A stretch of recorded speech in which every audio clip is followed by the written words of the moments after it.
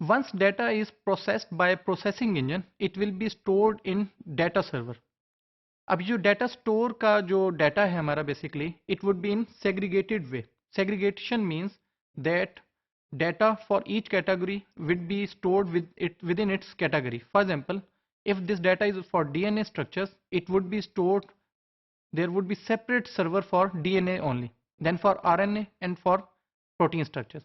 So the concept wise there would be servers within the server. So different DBMS systems or servers within a server.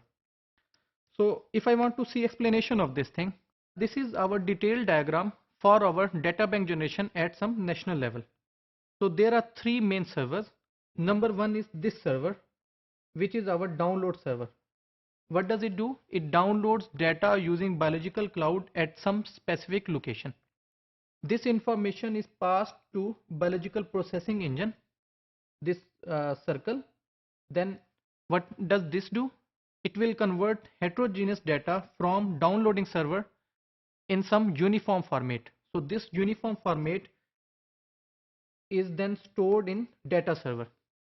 So this module is basically focused on this block, which is our data server. Now what is happening in this data server? Number one, this information is stored in segregated formats. Segregated means we have different subservers for our constituent parts. In our specific case, in this example, we have DNA, RNA and proteins. Then there are different subcomponents. Number one is our request response handler. What is the function of this request response handler? Basically, it will get information from biological processing engine, which is basically a request thing, that it will request, okay, for a user query, just give me information from our data. And then what is response? Response is its output, how it will generate output. So it will give its output to some internal or external interface. Then we have data sender and receiver. So what is how it will send data and how it will receive data.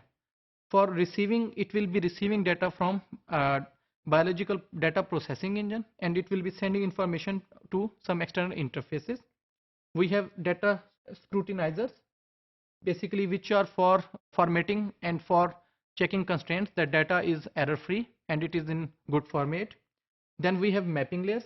So mapping layers are useful for mapping our data, which is from different physical locations, to our unified format. Then we have DBMS system.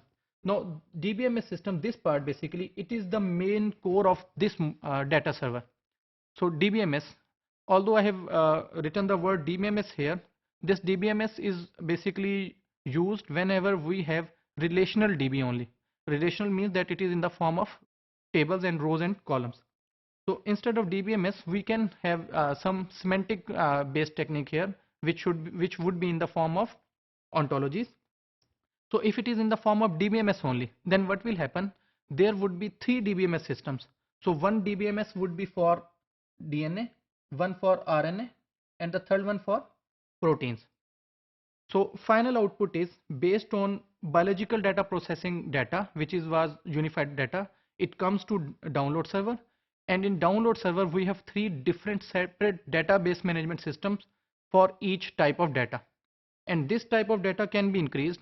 For example, we can have the fourth DBMS system if we have another type of data, such as we can have a DBMS system for bacteria, for viruses, and so on.